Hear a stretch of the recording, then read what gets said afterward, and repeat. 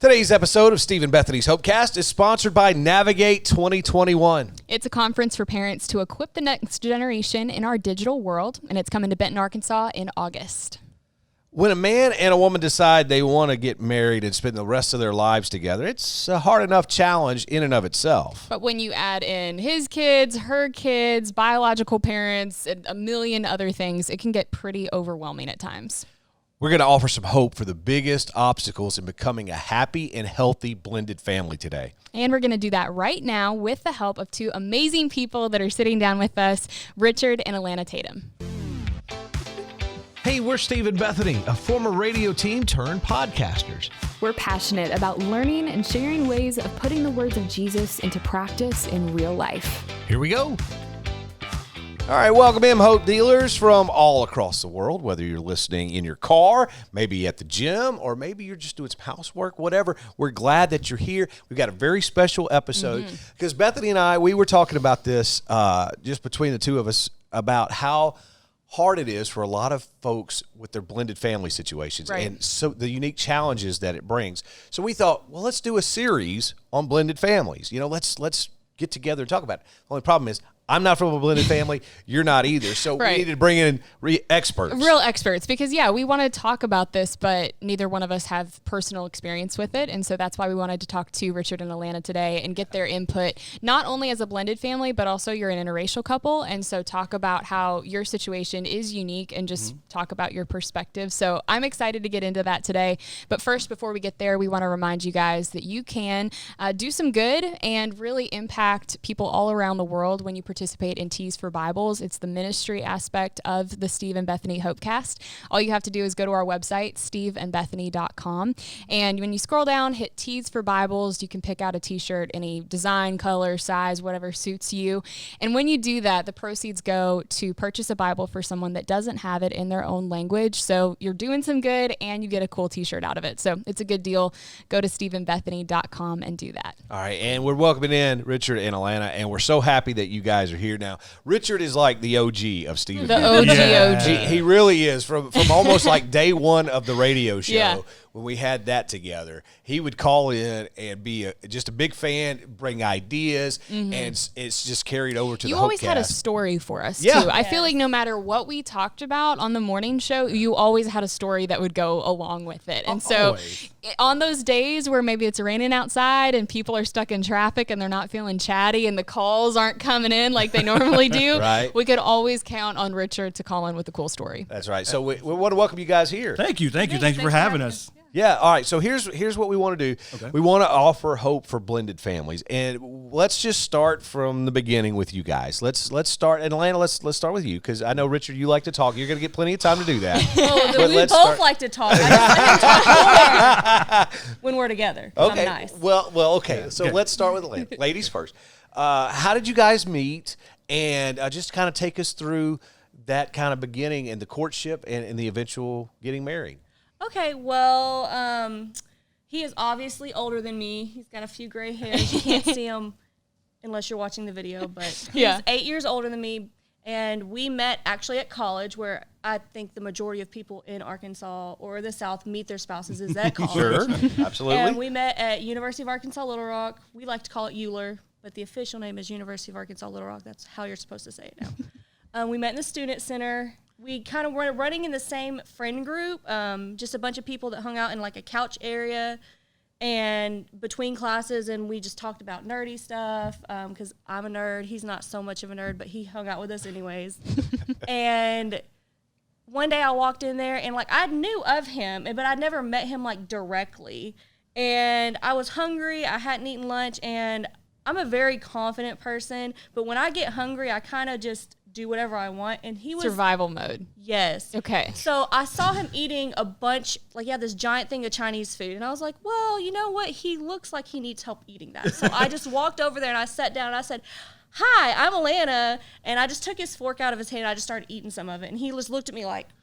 So like no personal space issues Like- right like- off like, the bat. No, out the gate. Broke that Sharing boundary. is sharing, Okay. Yeah. right? Yeah. So was So- this your attempt at flirting, or was it just because Were hey, you you were hungry? hungry? No, this was survival mode. No, I was hungry, and he Okay. had more than enough Chinese food to share with me and him. So Okay, I now what just- did you think of this? Were you like kind of thrown off? Again, or? we knew of each other, but we had never actually had a conversation before. Yeah.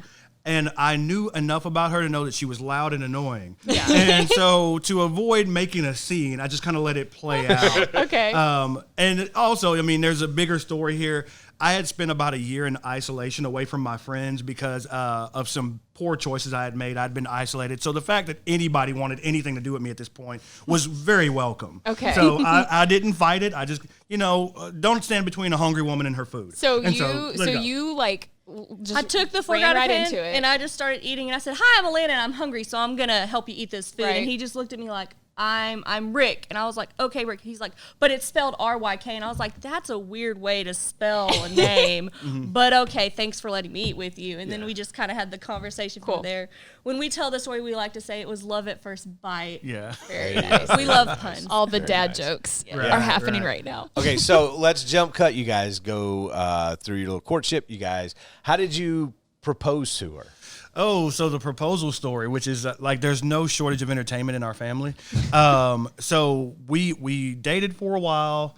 Well, we dated for a month. Yeah, for a month. At this time, we were sinners who had backslid long enough just to meet each other. And so we, at about a month's period of time, we learned that she was going to be having a kid. So we're pregnant at this point now.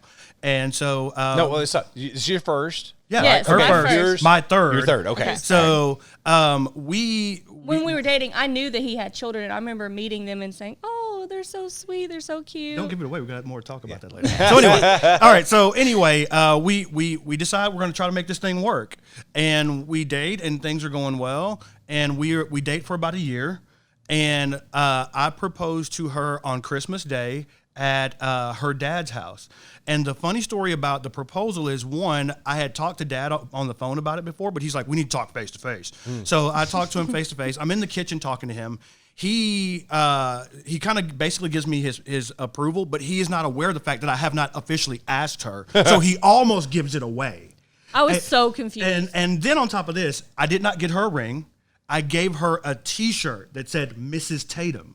Now, for you young guys, sometimes the ring you pick is the wrong one, and I did not want to be guilty of such a thing. Okay. So I got her a shirt that said Mrs. Tatum. I put it in a box that basically was a box that she had given me earlier in the day for a gift from mine. Because he proposed on Christmas Eve. Yeah. Or Christmas Eve, Christmas Day. It was One sometime of those around days. there. Holidays. But anyway, the box that she had given me, I put the shirt in it when we went to her dad's house, and then she was watching other people open gifts, and I secretly snuck down next to her, kneeled down, nice. handed her the box, and she was totally oblivious to what was happening. She gets the shirt. So She's it like, took "What you is a minute this to shirt?" like catch on. I was like, "Why are you reusing the box I gave you earlier?" And so finally she saw the shirt, and she was like, "What is this for?" And I was like, "Alana, will you marry me?" You had to really spell it out. Okay. Yeah. I was like, "Where's the ring?" And he's like, "I'm gonna let you pick that." I was like, "Good call." Here you go. Yeah. So that's our engagement story. Gotcha. Okay, well that's good. And you guys, so let's back up maybe just a little bit, because you talked about meeting his kids beforehand, and so you're starting to seriously think about dating him. You're getting serious about him. That means being a potential stepmom. What was your first, thoughts going into that? Well, I remember it was like something that we had discussed before when we were dating, and I'd met them, and I was like, "Oh, this will be simple. It's not that hard to be a step parent, It can't be too hard." And how old were the kids? So at this point, my kids were, I don't know, like Sienna was in like fourth grade. This is 2011, Yeah, so right? We met in 2011. Yeah. No, we started dating in 2011. yeah, we started dating in 2011. My oldest was probably about 7 or 8. Okay. And then my other son, who's about 2 years younger than her, so about. But they're old enough to know, hey, this is a new person. Yeah. And were you guys saved at this point? Maybe you already said that. No. Okay. So that comes right around the time we get married. Okay. So, Well, I kind of had this thing where I was in church in high school, but then I did what most people do, went to college and decided, I didn't want Right. to go to church anymore, and kind of Right. And I'm a preacher's kid, so that explains all that. Yeah. So we backslid just enough. Yeah. Gotcha. So we had at some point had a relationship with God before, but it kind of got put on the back burner. And so after Kennedy, we find out that we're going to have Kennedy, which is the first between us. She decides that she wants to go back to church, and she's like, hey, I'm going back to church. And I'm like, most typical guys, all right, well, good luck, have fun with that. Right. And she's like, well, if you want this to work out, then you're going to need to come with me. And Well, it was kind of interesting because, when we were dating and I had the potential to be a stepmother, I was like, we'll be a family unit. But it didn't quite hit me until I found out I was pregnant. I was like, hold on, we're going to be a real family unit. This isn't just, us dating. This is going to be serious if I want us to be together and have not a dysfunctional family. Because I tell people all the time, I grew up in a very crazy dysfunctional family, and I did not want that for my child at all. And when I found out I was pregnant, I actually called someone that I went to church with, and they said, well, the only way to not have that for your child is if you get back to church. So I kind of gave him an ultimatum and said, hey, we're pregnant, we have Richard and Sienna. If we're going to be together, we're going to be together. And the only way I know to stop craziness is if I go back to church. So I'm going to go with my child. I want you to come and bring Richard and Sienna. We can all go to church. And it was something I just was adamant about when we were really serious about being together. So going back to church was kind of the tipping point, would you say, of you guys really becoming a truly blended family? Yes. The joining of you two, big it was tipping about point. church? Absolutely. Okay. The faith is really what got us through the rocky start. That's for sure. If we had not, and I want to give her credit, if she had not put us in that situation, I don't think we would have survived. I'm just being honest. I don't think we would have made it. Do you think you would have even gotten married, or would it just been If we did get married, it would have been short-lived. Yeah, okay. And one thing that we did do is, we were already pregnant when we started going back to church. And, I'm so grateful that our church, was very supportive of me being, a single, unwed mother at the beginning. They didn't shun me or anything. They welcomed me back and said, come home, and it was really good to have a church that was accepting of that, because there's some churches, and I've had friends that have had issues with that situation. But they were very supportive and encouraging, and they said, get married. And I said, well, I would love for us to get married, but I want to get married because we want to get married, not just because we're having a baby. Yeah, right. I think that's so wise. I think that's an amazing thought on your part, Lana, because that's incredibly wise. Because so many times I think when you find yourself in that situation, people just automatically think, well, you got to get married. Well, it's that's a Band-Aid of something. Oh, this will fix it. Right, And it really doesn't. It can make really more problems. Yeah. So, okay, let's get back to the kids and how, with one on the way, two already here, how is the relationship? What's the challenges? What are you seeing with them looking at you and you looking at them? So I guess I'll jump in here. Okay. From the beginning, I think it was okay. It wasn't terribly rocky because, again, my kids were so young. I mean, they were old enough to know what was happening, but they hadn't gotten to that sassy age just yet. Sure. And so it was kind of okay. There was challenge in, there being a two-household dynamic. Well, they were excited that I was pregnant because their mom had previously had a daughter as well. So they already had a sibling from their mom's side of the family. So they were excited to have another sibling. Gotcha. Yeah. And they were ecstatic about that. There wasn't really any conflict in the beginning between my kids and her. They kind of accepted it all, and it just seemed like it was going to be smooth sailing. Now, are we talking about in the dating process, or are we talking about once you're married? So from dating into marriage, it was all kind of because we the dated same. for about 2 years. Yeah, 2 years. We dated for a year and then we were engaged for a year. Yeah, that's right. So I mean, it wasn't the smoothest of sailing, but we really didn't have any rocky water.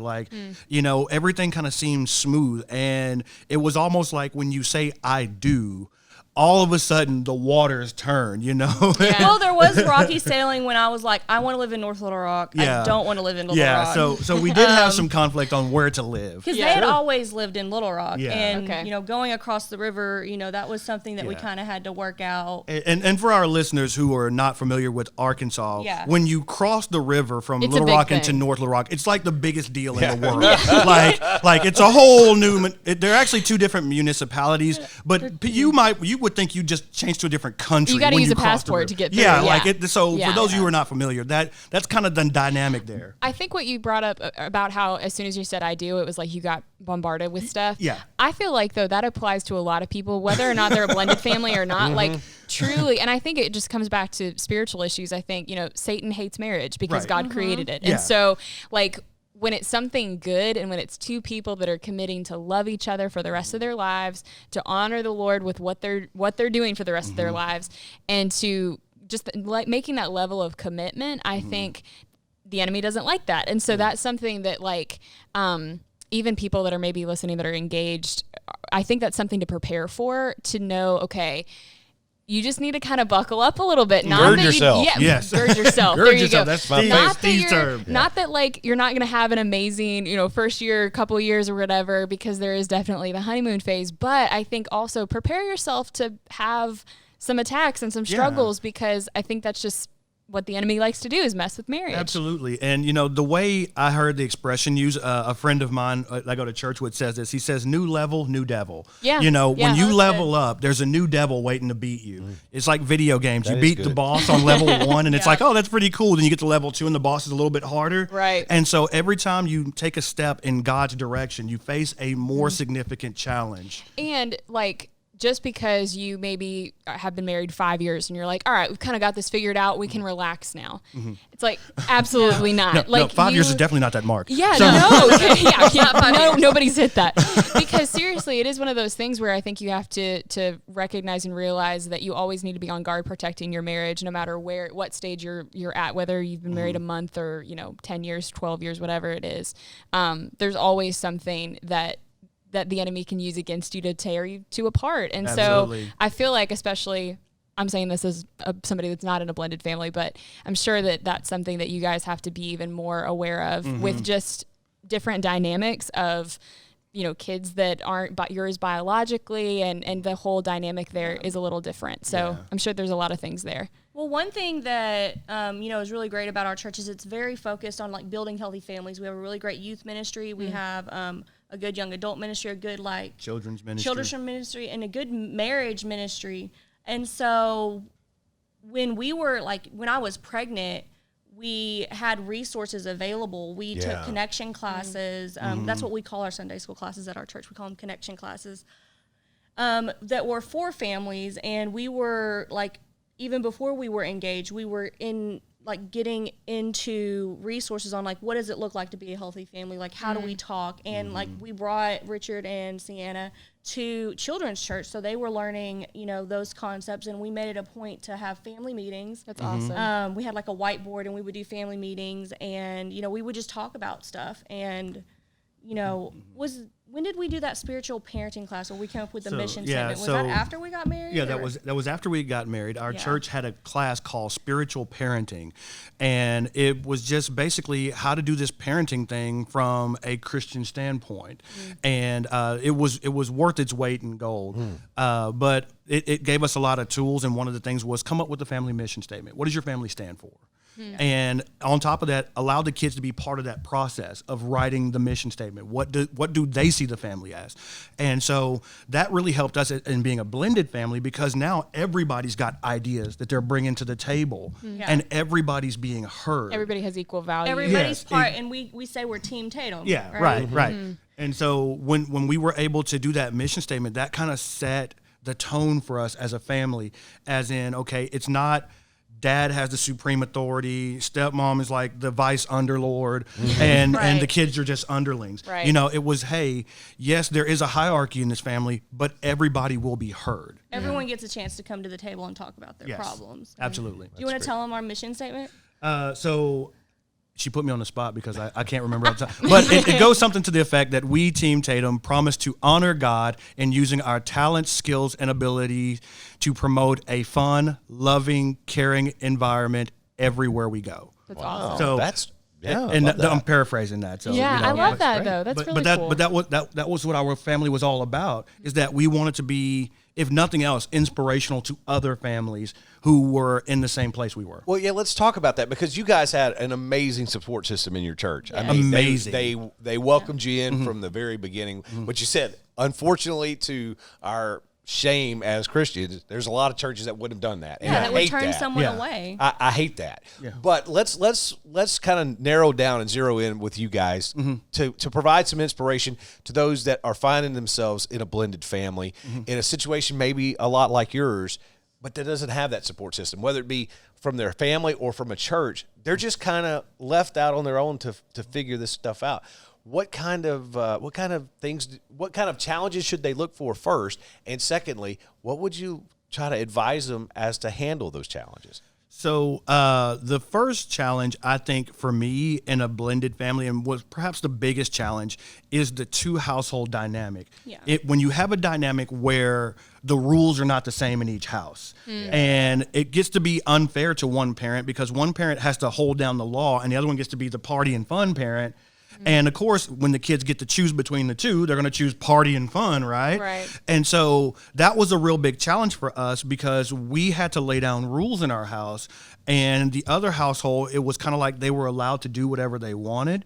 And Within reason. I mean, it wasn't and complete it run amok. didn't in the very beginning when they were in elementary school and they hadn't got that like I'm a sassy teenager, it wasn't as big of a deal, right? It's just like when they became teenagers, it just like got way different. Well, how did you reconcile that? So the way we reconcile that is we have conversation.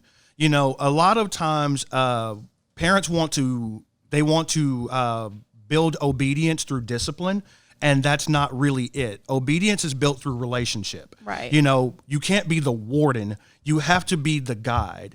And so talking with your kids, telling them why they can't do this or why they can't do that, because it's not just enough to walk in and say, no, don't, no, don't, no, don't. They need to understand, okay, if you do this, this is what happens. And this is why we don't do these things, and explain it to them. But at the end of the day, you have to put your foot down. We went through that where, our kids the older kids, my kids, chose to leave our house because we were laying down the discipline. But at some point, they got to see why those rules existed when they went back to the other side. Well, because that's the thing. You can't control that other household. You can't. You have to just focus on your household. And you're right, because, it goes back to that point you were making, how there's always going to be one that's stricter and one that's more fun, and the kids, because they're kids, want to gravitate toward the more fun one, but you got to stick to your guns. You have to, because if you don't, then they realize that they have the upper hand, and they'll try to play you this way or that way, and it becomes a war between the parents of who lets the kids get away with more,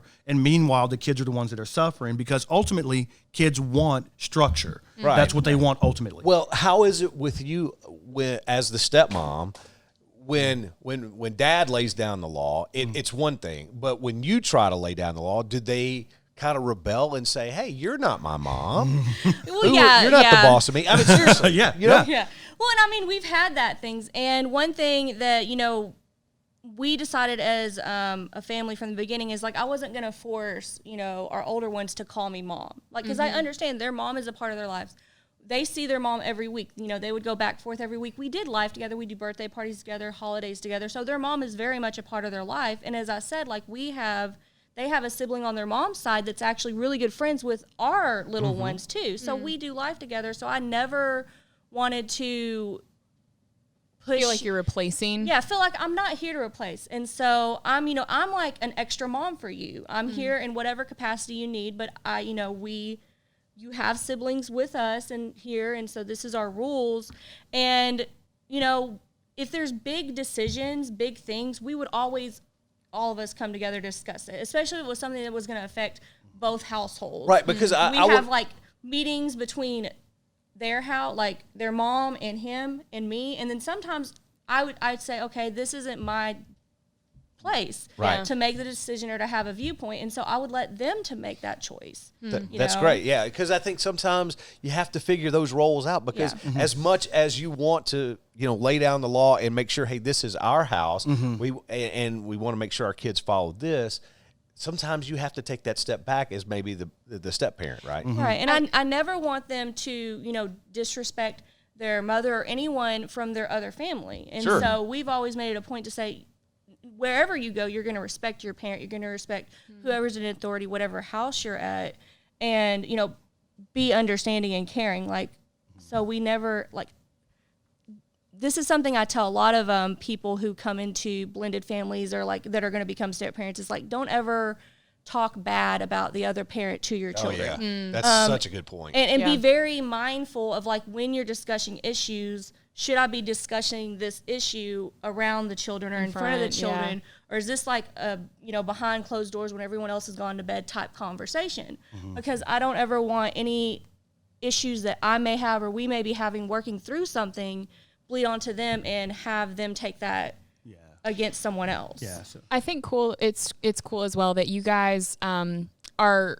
It seems like you guys are passionate about being a united front. You guys are a team, and while you may step back at times and say this maybe isn't my place to share my opinion, you're still on his side, right? Because you guys are married, and I think that's kind of what it should always circle back to is even though you guys are blended and there are maybe more viewpoints than a stereotypical cookie cutter white picket fence family, there's more viewpoints, but you guys are still at the end of the day married and a team, and that's the unifying factors that you guys have made a vow. And so I love that you're contributing your opinions and your viewpoints in different discussions and having those meetings that you need to have, but you two are still a team. I just think that's so cool. And it gets to be, that there's a challenge in that providing united front, because the truth is sometimes we're not on the same page as far as what we think, but when we walk out the door, we have to have one decision. Right. And one of the ways this backfired on us was that our kids would have a certain opinion and I would have a different opinion, and Alana and I would talk about it, and we come out the door and we present to the kids. Well, the kids were like, well, you always take her side. You always take her side. They don't hear the arguing that happens back and forth behind closed doors. Right. And so that is a challenge. And you just have to tell them, hey, look, everybody's being heard, but at the end of the day, here's what's going to happen. Because here's the hard thing with that. They're your babies biologically, right? Yeah, right. So, and I can imagine with the roles being reversed, if it's, the mom, you love that child so much, and you don't want the quote unquote other parent, step parent coming in and causing a wedge between you and your child. Right. But you've got to, the point you're making is you got to have that united front. You can't let the kids and the relationships, whether they're your step or biological, be the one to drive a wedge between you two. Right, absolutely. Because that's where the united front has to be. Because if not, then you're asking for a lot of trouble. Yeah. So definitely, you have to kind of be together in everything. And again, there's a difference between unity and uniformity. Sure. We may not be uniform, but we are united when we walk out. We're putting that on a t-shirt. Come on. Absolutely. That's a great t-shirt. You're right. Absolutely. So you guys are kind of switching gears here a little bit. You guys are also an interracial couple. Yes. And so what maybe challenges or hurdles did you guys have to jump over, not only blending your two families, but then also as an interracial couple? How did you guys handle that? What challenges did you guys face? So we have a lot of cultural differences, as you may imagine. The definition of what is a slow jam is very, very different. If that's your biggest issue, though, I think you guys I'm like Luther Vandross type, and she doesn't even know who he is, and so it's kind of weird. I know who he is now that we've been married for almost 8 years. But I mean, there are some differences, and it some of it is racially based in that, hey, what kind of food are we going to serve on holidays? We grew up eating different food in different houses. Right. Family structure. In my family, when we go to a family reunion, you might not like grandma, but you are going to put respect on her name when you talk to her. And whatever she says is going to go because she's the matriarch of the family. And so there's that. And, you know, as she mentioned, she's from a slightly dysfunctional family. So the dynamic there is a little bit different. Yeah. So, I mean, there are different things. Did you have one that, you know, kind of stuck out to you? I mean, it's just, I would say the way that we talk about things, like when we were first together, like I would say things and I wouldn't realize that they were insensitive, right? Like I would just be like, oh, I'm just joking around. But then, you know, I wouldn't really understand what I was saying was not necessary. Like he knew my intent and he understood my intent and knew that I was like not being malicious in any way. But the fact that I just said it, not even thinking about it, and then, you know, we've had to have that conversation saying, you know, our children are, you know, biracial. The world sees them as black. And so, you know, be more careful when you say things or ask questions. And I mean, it's been a learning curve for sure. I know that one thing that we had is I had some family members that were very kind of hesitant about, you know, me being in a relationship with a black man when we first got together. And there were some issues there that, like, thankfully we've worked them out. We've kind of worked through them, but it was a long road.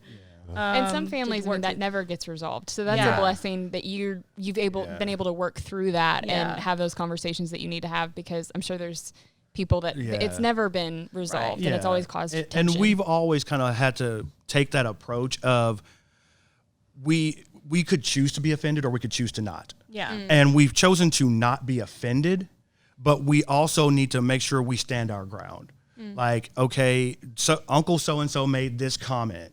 Okay, well, we need to not be offended, but we do need to have this conversation with Uncle so-and-so about, hey, you can't say that, okay? Because my kids are going to grow up in this world, and the world is going to throw this at them all the time, and they need to be able to feel secure around their family. That they shouldn't be getting it from their relatives. Exactly. Yeah. And so we've had, I would say 99% of the family racial stuff has been worked out. We still got one or two members that's just like, you know what? And most of it's just people that grew up in the deep South, not around people different than them, that didn't really realize what they were saying was harmful or hurtful. Right, and I think, I mean, we use this term a lot, but it's ignorant. It's not something a lot of times that you just know about. You don't know culturally about the other person a lot of times. And so, like, I know there were times where we've had this discussion in our house where, you know, it's like, well, okay, if you have a couple like you guys, okay, well, how is the white mom going to be able to do little things like know how to fix the little girl's hair? Yeah. You know what I mean? I mean, that's so silly. That's so we have silly. that. But you know what I mean? That's something I think I've relied on his sisters, his mom, you but know. that can be an issue. It's still an issue. It's probably going to be an issue till the day I die. I mean, it's and every single one of our kids, like even our older ones, every single one has different hair, different way, and it's been like a learning. I mean, it's something little that you don't think about, but it's just different. But it's I love though that even though it is okay, this is just a difference in your family between you and between your kids, you're not using that as a reason to not learn or to not like try and figure it out. Their hair might be a different texture from yours, but you're going to figure it out and care for them as their mom. That doesn't change. I love that. And of course, we're just scratching the surface. I mean, there's I feel so like much we can deep dive. Like part 10. On the interracial part just by itself, but also the blended family stuff. So we need to wrap up, but let's do it like this. Let's have both of you kind of give some encouragement to those moms and dads that are listening to this podcast and that are in the midst of, man, it's turmoil. We're feeling it on all sides. The biological parent on the other side is giving us a hard time. Our families are giving us a hard time. We're having kid issues. Kids are trying to divide us. How do we find the hope? Where do we find the stick-to-itiveness to keep on every day? So if each one of you would speak to that listener right now. So for me, this is the advice I give, whether they're blended families or non-blended families, people I mentor. You always need somebody who's further along in the journey than you and you need somebody who's not as far along behind you. It's like a chain. We pull each other. These people are going to show me that it's possible to get to where we want to be. And these people remind us of where we came from so that we don't get full of ourselves. And so we're helping somebody else who are where we were not too long ago. Yeah. So if we build that chain, we can keep pulling each other forward.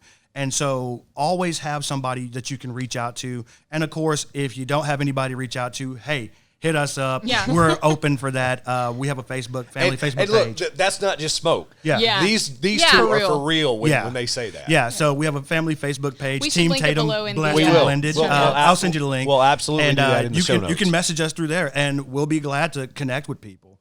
So for you, Mine kind of piggybacks off of his. Build a village. Make sure to be intentional about having people in your life that are similar to you but also different than you, so that you can have that support system. But also never stop learning. Always grow. When we did our pre-marriage counseling, a big part of our pre-marriage counseling was how will a healthy family look when you're married. Like, we had that included in both of our pre-marriage counseling. We do the focus on the family every single chance we get. If we can do it every year, we haven't done it because COVID. family life. Family life. Yeah. Yeah.